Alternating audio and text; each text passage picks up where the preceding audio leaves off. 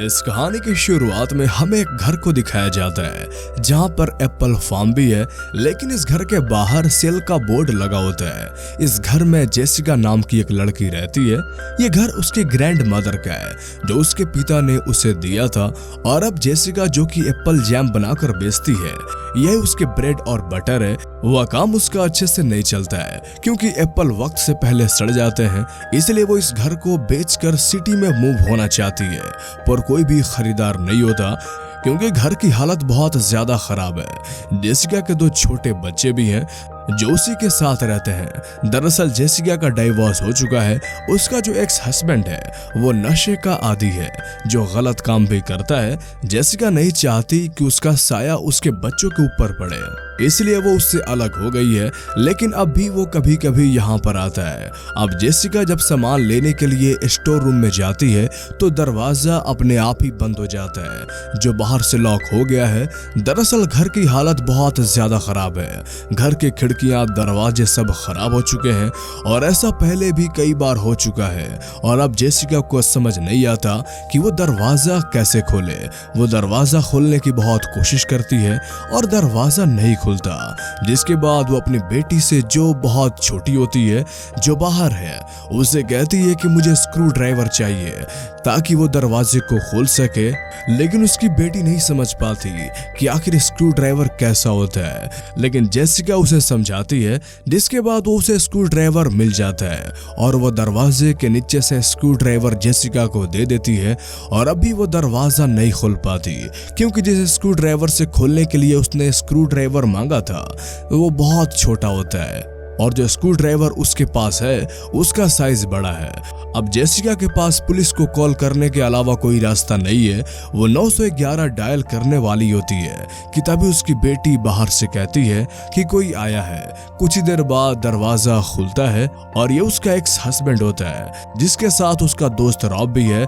Rob एक paedophile है, यानी कि ऐसा आदमी जो बच्चों पर गलत नजर रखता है, और ये बात जेसिका अच्छे से जानती है। वो अपने दोनों बच्चों को अंदर जाने के लिए कहती है। इसके बाद वो अपने एक्स हस्बैंड से कहती है कि तुम्हें अपने बच्चों के बारे में सोचना चाहिए। उसका एक्स हस्बैंड कहता है कि हमारे पास पैसे नहीं हैं, हम कुछ दिनों के लिए यहाँ पर रहने के लिए आएंगे, पर जेसिका साफ साफ मना कर देती है। उसका दोस्त रॉब कहता है कि क्यों ना जेसिका को एक बार फिर से उसी स्टोर रूम में बंद कर दिया जाए जहाँ पर ये लॉक्ड हो गई थी, और ये दोनों ऐसे ही करते हैं। जेसिका को एक बार फिर से वो स्टोर रूम में बंद कर देते हैं और बाहर से लकड़ियां लगा देते हैं ताकि वो चाह कर भी इस दरवाजे को ना खोल पाए। जेसिका चिल्ला चिल्ला कर कह रही होती है कि मेरे बच्चों को कुछ मत करना, भले तुम मुझे मार दो। उसका फोन भी बाहर छूट जाता है, यानी कि अब वो पुलिस को कॉल भी नहीं कर सकती। साथ ही उसका हाथ भी जख्मी होता है। कुछ देर के बाद जेसिका को एहसास होता है कि उसका एक्स हस्बैंड और उसका दोस्त रॉब दोनों घर से जा चुके हैं, पर जल्दी ही वो घर से वापस आ जाएंगे। साथ ही जेसिका का फोन जो बाहर गिरा था वो भी अपने साथ ले गए होते हैं। जेसिका को अपने बेटे की रोने की आवाज आती है जो कि बहुत छोटा है। दरअसल उसका बेटा ऊपर के फ्लोर में है। वो जानती है कि उसके बेटे को भूख लगी है, लेकिन इस वक्त वो कुछ नहीं कर सकती। वो एक बार फिर से स्क्रू ड्राइवर से दरवाजा खोलने की कोशिश करती है, लेकिन इसका कोई फायदा नहीं होता। अब जहां पर जेसिका फंसी होती है ये एक स्टोर रूम है। यहाँ पर एप्पल जैम है, जिस एप्पल जैम को अपनी बेटी को देती है और उसे समझाती है कि किस तरह अपने छोटे भाई को देना है। वो खुद भी उस एप्पल जैम को खा लेती है। इसी तरह कुछ घंटे बीत जाते हैं और अब रात हो जाती है। उसकी बेटी को बहुत ज्यादा डर लग रहा होता है, तभी वो दरवाजे के पास बैठी होती है।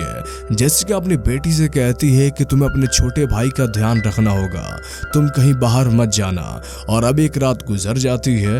अगले सुबह एक बार फिर से वो अपने बच्चों को खाने के लिए जैम देती है। उसे अपने बच्चों की बहुत चिंता हो रही होती है, इसलिए वो तय करती है कि वो स्टोर रूम के फ्लोर को खोदने के बाद नीचे बेसमेंट से निकलकर अपने बच्चों के पास पहुंच जाएगी। उसके पास जो स्क्रू ड्राइवर होता है उससे फ्लोर को खोदना शुरू कर देती है, जिसमें उसे बहुत बहुत तकलीफ होती है क्योंकि उसका एक हाथ जख्मी है। जेसिका बहुत तेजी से गड्ढा खोद रही होती है क्योंकि उसे पता है कि उसका एक्स हस्बैंड और उसका दोस्त रॉब, जो कि एक पीडोफाइल है, वो कभी भी यहाँ पर आ सकते हैं। वो जल्दी से जल्दी अपने बच्चों तक पहुँचना चाहती है और तभी उसे अपने बेटे की रोने की आवाज़ आती है। उसे पता चल जाता है कि गलती से उसके बेटे ने अपने छोटे भाई को गिरा दिया है। उसके बाद वो अपनी बेटी को समझाती है कि किस तरह से अपने भाई को संभालना है और एक बार फिर से वो गड्ढा खोदने में लग जाती है। जेसिका बहुत ज़्यादा थक जाती है, इसलिए वो वहीं पर लेट जाती है और तभी बाहर से उसकी बेटी कहती है कि बाहर कोई आया है। जेसिका अपनी बेटी से कहती है कि भाई को लेकर ऊपर चली जाओ। उसकी बेटी उसका कहना मानती है और ऊपर चली जाती है। और अब घर के अंदर रॉब आता है, जो उसके एक्स हस्बैंड का दोस्त है, जो कि एक पीडोफाइल है जो बच्चों के साथ गलत काम करता है और जेसिका से उसके बच्चों के बारे में पूछता है। जेसिका कहती है कि मेरे बच्चों से दूर रहना।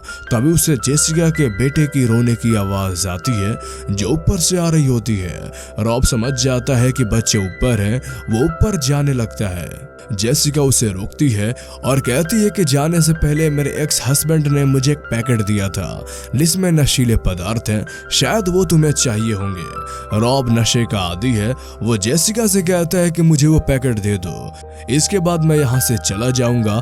जेसिका कहती है कि पैकेट मेरे पास है लेकिन मैं दरवाजे तक नहीं आ सकती, मेरी हालत बहुत ज्यादा खराब है, तुम हाथ नीचे डालो, मैं तुम्हारे हाथ में वो पैकेट रख दूंगी। रॉब ऐसा ही करता है और जब उसका हाथ अंदर जाता है तो जेसिका के पास जो स्क्रू ड्राइवर होता है उसके हाथ के आर पार कर देती है और उसका हाथ अब वही लकड़ी के फ्लोर में फंस जाता है। वो जेसिका से कहता है कि मुझे आजाद कर दो, मेरे हाथ से स्क्रू ड्राइवर को निकाल दो, मैं यहाँ से चला जाऊंगा। अगर मैं यहाँ पर फंसा रहा तो मेरी मृत्यु हो जाएगी क्योंकि आज रात को ठंड बहुत ज्यादा बढ़ने वाली है। लेकिन जेसिका उसकी बात नहीं मानती। उसे पता है कि अगर उसने रॉब को आजाद किया तो वो उसके बच्चों को नुकसान पहुंचाएगा। जेसिका अब गड्ढा नहीं कर सकती क्योंकि स्क्रू ड्राइवर रॉब के हाथ में फंसा हुआ है। कई घंटे बीत जाते हैं और रात हो जाती है। रात होने के बाद ठंड बढ़ जाती है। बाहर रॉब की हालत भी बहुत खराब हो जाती है। वो बार बार जेसिका से रिक्वेस्ट करता है कि मुझे छोड़ दो, आजाद कर दो, पर जेसिका उसकी एक नहीं सुनती और तभी यहाँ पर लाइट चली जाती है जिससे जेसिका की बेटी जो ऊपर होती है उसे डर लगता है। वो नीचे आने लगती है। जेसिका उसे अपने पास आने से मना करती है। पूरे घर में अंधेरा होता है पर उसकी बेटी उसकी बात नहीं सुनती। दरअसल उसे बहुत ज्यादा डर लग रहा होता है। साथ ही दरवाजे के पास रॉब लेटा है जो उसकी बेटी को नहीं दिखता और जैसे ही वो दरवाजे के पास आती है रॉब उसकी बेटी को पकड़ लेता है और कहता है कि अगर तुमने मुझे आजाद नहीं किया तो मैं तुम्हारी बेटी को मार दूंगा। लेकिन जेसिका अच्छे से जानती है कि अगर उसने रॉब को आजाद किया तब भी वो उसकी बेटी को नुकसान पहुंचाएगा, इसलिए वो उसके हाथ में आग लगा देती है जिससे उसे बहुत दर्द होता है और इस बात का फायदा उठाकर जेसिका की बेटी उससे आजाद होकर वहां से भाग जाती है और अब स्टोर रूम के अंदर भी आग लग जाती है। लेकिन जेसिका किसी तरह से आग को बुझा देती है। इसी तरह से पूरी रात गुजर जाती है।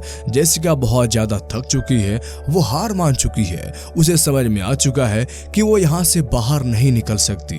वहां पर एक बाइबल भी होता है जो उसके पिता की है और जब वो बाइबल खोलती है तो देखती है कि उसके अंदर कुछ पैसे हैं जो शायद उसके पिता ने उसके लिए बाइबल के अंदर रख दिए थे। जेसिका को ईश्वर पर बहुत ज्यादा गुस्सा आता है क्योंकि वो हमेशा ईश्वर को फॉलो करती है और आज जब वो इस हालत में है कि वो अपने बच्चों की मदद नहीं कर सकती, इसलिए वो बाइबल को फेंक देती है। बाइबल क्रॉस से टकराता है और क्रॉस नीचे गिरता है और वो क्रॉस को उठाकर ऊपर देखती है जहां से पानी टपक रहा होता है। जेसिका को याद आता है कि ठीक इसके ऊपर वॉशरूम है जिसके लकड़ी का फ्लोर बहुत कमजोर हो चुका है और अगर वो इस लकड़ी को तोड़कर ऊपर जा सके तो वो अपने बच्चों तक पहुंच सकती है। लेकिन लकड़ी को तोड़ने के लिए उसे स्क्रू ड्राइवर की जरूरत है जो इस वक्त बॉब के हाथ में गड़ा हुआ है। वो दरवाजा दरवाजे के पास जाती है और देखती है कि बॉब बेहोश है।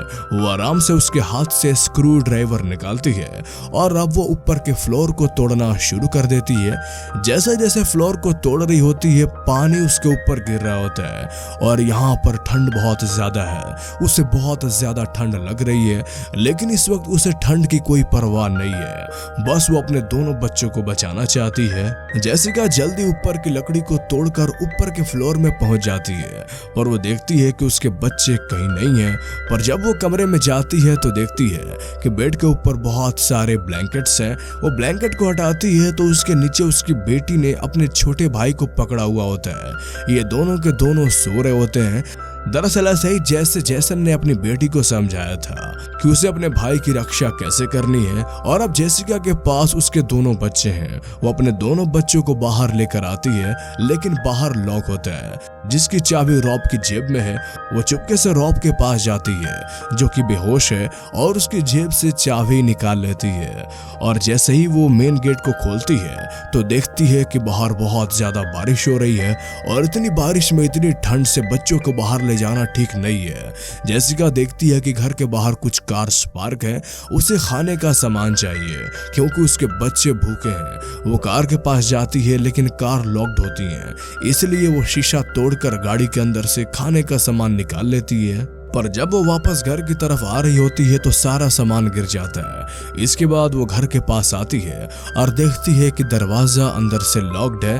दरअसल रॉब अब भी जिंदा था, जिसने दरवाजे को अंदर से लॉक कर दिया है। उसके दोनों बच्चे अंदर हैं। वो अपने बच्चों को बचाने के लिए खिड़की तोड़कर अंदर चली जाती है, जहां वो देखती है कि सामने रॉब बैठा है। उसने उसके बच्चों को पकड़ा हुआ है, उसके हाथ में चाकू होता है। वो जेसिका से कहता है कि मैं तुम्हारे बच्चों को मार दूंगा।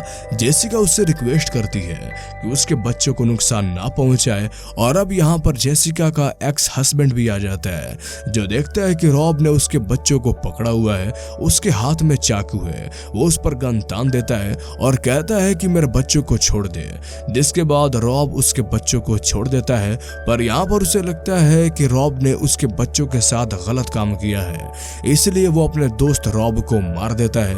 हालांकि जेसिका को अपने एक्स हस्बैंड पर बहुत गुस्सा आ रहा होता है, लेकिन वो अपने गुस्से को कंट्रोल करती है और अपने एक्स हस्बैंड से बहुत प्यार से बात करती है। वो कहती है कि मुझे बच्चों को डॉक्टर के पास लेकर जाना है, पर उसका एक्स हस्बैंड साफ साफ मना कर देता है। वो कहता है कि घर से बाहर कोई नहीं जाएगा। जेसिका उसकी बात मान जाती है। इसके बाद वो जेसिका से कहता है क्यों ना तुम भी मेरे साथ नशा करो। हालांकि जेसिका उसकी बात मान सकती है, वो भी नशे की दुनिया में जा सकती है, लेकिन उसे अपने बच्चों की फिक्र होती है। वो अपने एक्स हस्बैंड से बहुत प्यार से बात करती है और कहती है कि मैं तुम्हारे लिए कुछ खाने के लिए बनाती हूँ, जिसके बाद वो उसके लिए जैम बटर बनाती है, जिसे वो खा लेता है। जैम बटर खाने के बाद उसे नींद आने लगती है। वो समझ जाता है कि जेसिका ने कुछ ना कुछ उसमें मिलाया था और अब वो गन लेकर जेसिका के पीछे भागता है। जेसिका ऊपर चली जाती है और जेसिका ने जो उसके जैम बटर में नींद की गोली मिलाई थी, उससे उसकी हालत बहुत ज्यादा खराब हो जाती है। वो अपनी आंखें भी नहीं खोल पाता। इसी बात का फायदा उठाकर जेसिका उसे खिड़की से नीचे धक्का दे देती है। नीचे गिरने से उसकी मृत्यु हो जाती है। इसके बाद हमें कुछ वक्त के बाद का समय दिखाया जाता है, जहां पर जेसिका अपनी मॉम की रेसिपी से एप्पल बटर यानी कि एप्पल जैम बना रही होती है। अब उसका घर पहले से ज्यादा मेंटेन्ड है, उसका पूरा घर साफ है। उसने अपने एप्पल फार्म को पहले से इम्प्रूव कर लिया है। उसके जैम का बिजनेस अब पहले से अच्छा चलता है और वो अपने दोनों बच्चों के साथ यहाँ पर इस घर में बहुत खुश है। इसी के साथ ये कहानी यहीं पर खत्म हो जाती है। तो कैसी लगी आपको ये कहानी हमें कमेंट में जरूर बताएं। और अगर आप इस तरह के और मूवीज एक्सप्लेनेशन देखना चाहते हैं तो हमारे चैनल को सब्सक्राइब कर लें। तो फिर मिलते हैं अगले वीडियो में, तब तक के लिए गुड बाय।